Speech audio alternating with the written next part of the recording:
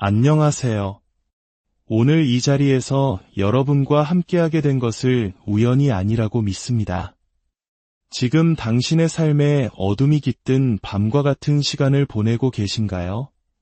혹은 끝이 보이지 않는 터널 속에서 홀로 힘겨워하고 계신가요? 오늘 하나님의 말씀이 선포될 때 여러분이 주님께 간구해왔던 문제들에 대한 돌파구와 응답을 받으시기를, 그리고 그 어떤 어둠도 이겨낼 수 있는 새로운 힘과 평안을 얻으시기를 간절히 기도합니다. 이 말씀을 듣기 전에 잠시 시간을 내어 구독과 좋아요를 눌러주시면 더 많은 영혼들이 위로의 메시지를 함께 나눌 수 있습니다. 하나님의 크신 은혜가 여러분의 귀한 손길을 통해 더 멀리 흘러가기를 소망합니다. 주님의 이름으로 여러분을 축복합니다. 우리 중 누구도 인생의 밤을 피할 수는 없습니다. 지금 당장은 모든 것이 순조롭고 마치 사자를 맨손으로 찢고 거인 골리앗을 돌멩이 하나로 쓰러뜨릴 수 있을 것 같은 자신감에 차 있을지도 모릅니다. 하지만 인생이란 우리가 예상치 못한 순간에 어둠을 데려오기도 합니다. 이것은 저주나 불길한 예언이 아닙니다. 우리가 이 땅에 발을 딛고 살아가는 동안 겪게 되는 자연스러운 삶의 한 과정일 뿐입니다. 성경 요한계시록 22장에는 천국에는 더 이상 밤이 없을 것이라고 기록되어 있습니다. 그곳에는 눈물도, 슬픔도, 어둠도 존재하지 않습니다. 하지만 지금 바로 이 땅에서 당신은 어쩌면 깊은 어둠의 시간을 지나고 있을지 모릅니다. 우울감이 당신을 짓누르고 도무지 이해할 수 없는 상황들 속에서 하나님마저 멀게 느껴지는 그런 시간을 보내고 있을 수 있습니다. 그러나 기억하십시오. 주님은 그 누구보다 당신이 겪고 있는 일을 정확히 알고 계십니다. 당신의 가장 깊은 신음과 아무에게도 말하지 못한 고통까지도 주님은 모두 듣고 계십니다. 그러니 두려워하지 마십시오. 스스로에게 말해보세요. 두려워하지 말자. 주님께서 당신의 방패가 되어주십니다.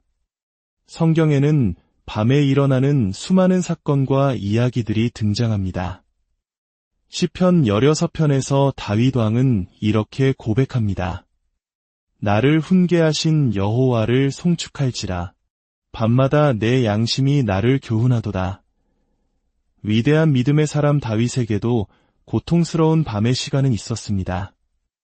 하지만 그는 그 밤의 시간을 통해 오히려 하나님의 음성을 듣고 교훈을 얻었습니다. 또한 시편 30편 5절은 우리에게 놀라운 약속을 전합니다. 저녁에는 울음이 깃들일지라도 아침에는 기쁨이 오리로다. 그렇습니다. 밤의 시간은 고통과 눈물의 시간일 수 있습니다. 무엇이 잘못되었는지, 이 어둠이 언제 끝날지 몰라 막막할 수 있습니다. 하지만 하나님께서는 약속하십니다. 아침은 반드시 온다고 말입니다. 그리고 그 아침과 함께 기쁨이 찾아옵니다. 여기서 기쁨은 단순히 감정을 넘어선 인격체, 바로 우리 주 예수 그리스도를 상징합니다. 그러므로 기억하십시오. 고난의 밤이 지나면 기쁨의 근원이신 예수님께서 빛나는 아침과 함께 당신을 찾아오실 것입니다. 믿음이 좋은 사람들, 성령으로 충만한 사람들조차도 인생의 밤을 경험합니다. 믿음의 조상 아브라함의 이야기를 살펴볼까요? 창세기 14장에서 아브라함은 멜기세덱을 만나 떡과 포도주를 나누고 전리품의 11조를 드리는 등 영적으로 충만한 최고의 순간을 경험합니다. 그는 위대한 승리를 거두었고 지극히 높으신 하나님의 제사장으로부터 축복까지 받았습니다. 모든 것이 완벽해 보였습니다. 하지만 바로 다음 장인 창세기 15장 1절은 이렇게 시작합니다. 이후에 여호와의 말씀이 환상 중에 아브람에게 임하여 이르시되 아브람아 두려워하지 말라. 나는 내 방패여 너의 지극히 큰 상급이니라. 이상하지 않습니까? 그토록 위대한 영적 승리를 경험한 아브라함에게 하나님께서 가장 먼저 하신 말씀이 두려워하지 말라 였다는 사실 말입니다. 왜 아브라함은 두려워했을까요? 그는 방금 4명의 강력한 왕과 그들의 군대를 물리쳤습니다. 아마도 그는 밤새도록 잠 못 이루고 뒤척였을 것입니다. 그들이 보복하러 오면 어떡하지? 더 큰 군대를 이끌고 나를 치러 오면 나는 어떻게 대처해야 하지? 와 같은 두려움이 그의 마음을 사로잡았을 것입니다. 이것은 마치 우리가 큰 성공을 거둔 뒤 혹은 간절히 기도하던 문제가 해결된 뒤에 오히려 더 큰 불안감에 휩싸이는 것과 같습니다. 이 행복이 깨지면 어떡하지? 사탄이 나를 다시 공격하면 어떡하지? 하는 생각에 사로잡혀 본 적 없으신가요? 아브라함도 우리와 똑같은 인간이었습니다. 바로 그 두려움의 한복판에 하나님께서 찾아오셨습니다. 그리고 말씀하셨습니다. 나는 내 방패다. 히브리어로 마겐이라고 불리는 이 방패는 단순히 전방만 막는 작은 방패가 아닙니다. 그것은 사방을 완벽하게 둘러싸서 보호하는 전신 갑옷과 같은 완벽한 방패를 의미합니다. 또한 너의 지극히 큰 상급이라고 말씀하셨습니다. 여기서 상급이라는 단어는 월급, 즉 보상을 의미하는 단어입니다. 주님은 우리의 보호자이실 뿐만 아니라 우리의 모든 필요와 수고를 넘치도록 채워주시는 분이심을 약속하신 것입니다. 여러분이 밤에 공격을 받아 잠 못 이룰 때 스스로가 하나님의 방패로 완벽하게 둘러싸여 있는 모습을 상상해 보십시오. 양은 불안하면 결코 편히 쉴 수 없습니다. 당신이 하나님의 보호 안에 있음을 믿을 때 비로소 참된 안식을 누릴 수 있습니다. 구원의 노래가 당신을 감싸고 있는 것을 느껴보십시오. 욥기에서 욥은 이렇게 말합니다. 나를 지으신 하나님은 어디 계시냐고, 밤에 노래를 주시는 자가 어디 계시냐고 말하는 자가 없구나. 그렇습니다. 하나님은 우리 인생의 가장 어두운 밤에 오히려 새로운 노래와 찬양을 주시는 분입니다.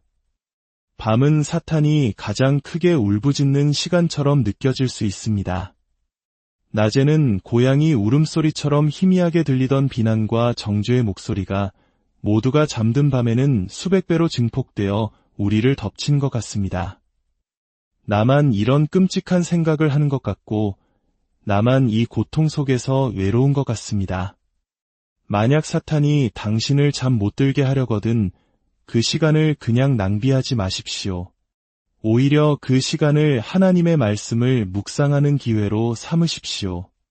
시편 한 편은 복 있는 사람에 대해 오직 여호와의 율법을 즐거워하여 그의 율법을 주야로 묵상하는도다 라고 말합니다.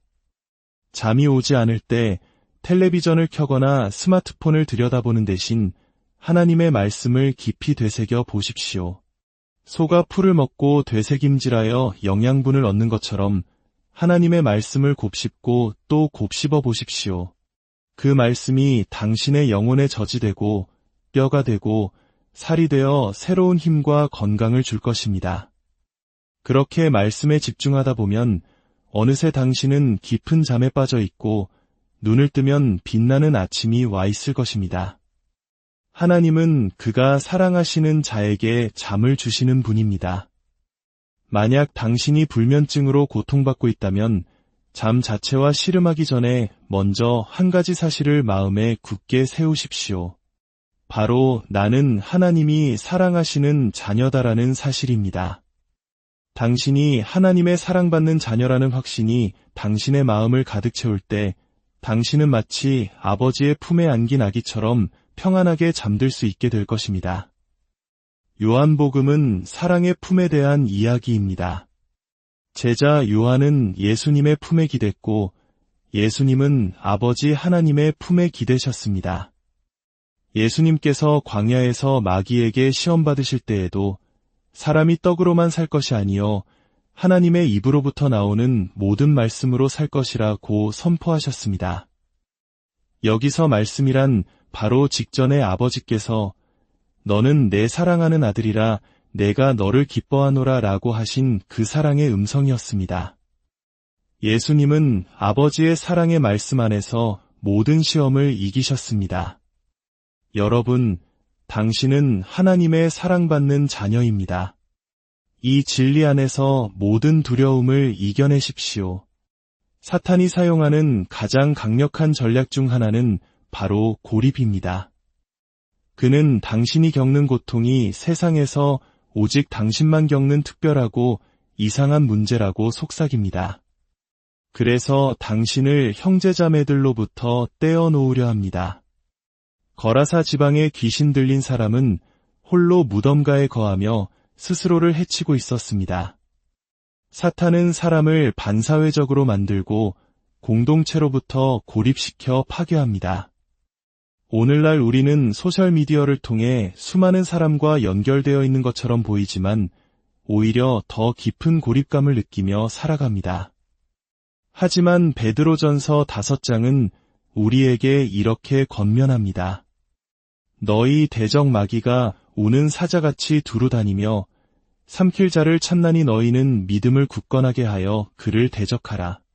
이는 세상에 있는 너희 형제들도 동일한 고난을 당하는 줄을 알미라. 이 말씀은 두 가지 중요한 진리를 가르쳐줍니다. 첫째, 마귀는 삼킬 수도 있는 자를 찾아다닐 뿐 모든 사람을 삼킬 수는 없습니다.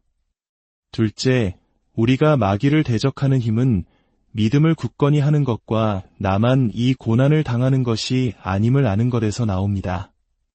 당신이 겪는 밤의 시간은 결코 당신 혼자만의 싸움이 아닙니다.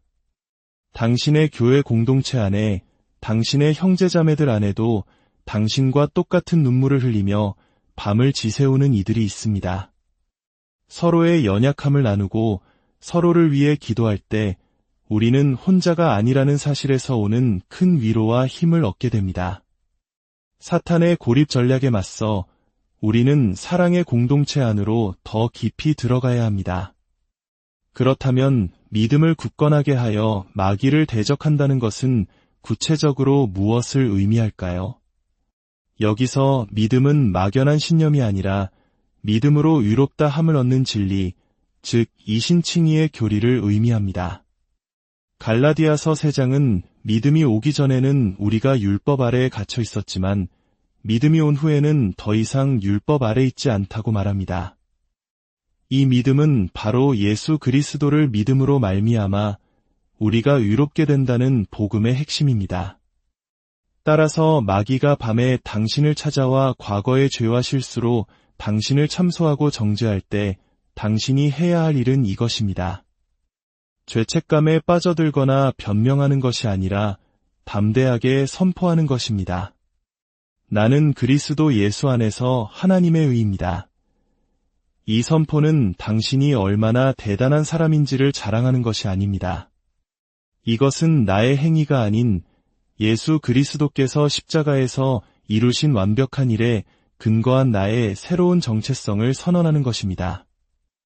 이 선포는 하나님은 예수님의 희생에 만족하셨다. 예수님의 피가 내 모든 죄의 값을 완벽하게 치르셨다. 그러므로 나는 이제 의롭다 라고 말하는 것과 같습니다. 당신이 하나님의 진리편에 서서 당신의 의로움을 선포할 때 놀라운 일이 일어납니다. 거짓으로 당신을 고소하던 사탄이 오히려 불의한 자가 되어버립니다. 거짓 고소자는 그가 씌우려던 죄의 대가를 자신이 받게 됩니다. 당신이 그리스도 안에서 의롭다는 진리를 굳게 붙들 때 사탄은 더 이상 당신을 참소할 권리를 잃고 떠나갈 수밖에 없습니다. 그러므로 당신을 향해 날아오는 모든 비난의 화살과 정죄의 목소리 앞에서 이렇게 선포하십시오. 나를 대적하여 일어나는 모든 혀를 내가 정죄하노라. 나는 그리스도 안에서 하나님의 의이기 때문이다. 이 진리가 당신의 마음을 지배할 때 의로움의 열매인 건강, 온전함, 평강, 안정, 능력이 당신의 삶에 나타나기 시작할 것입니다. 사랑하는 여러분, 인생의 밤을 지나고 계십니까? 혼자라고 느끼지 마십시오. 주님께서 당신의 방패가 되어 주십니다. 잠 못 드는 밤, 그분의 말씀을 묵상하십시오. 형제자매들과 함께 기도하며 서로를 격려하십시오. 그리고 무엇보다 당신은 당신의 행위 때문이 아니라 오직 예수 그리스도의 공로로 인해 하나님의 의가 되었다는 이 놀라운 진리 위에 굳게 서십시오. 어둠은 영원하지 않습니다. 밤이 깊을수록 새벽은 가까이 오고 있습니다. 저녁의 울음소리는 곧 아침의 기쁨의 함성으로 바뀔 것입니다. 주님의 살롬, 그 어떤 상황도 흔들 수 없는 절대적인 평강이 오늘 당신의 삶과 가정과 모든 문제 가운데 충만하게 임하기를 주님의 이름으로 간절히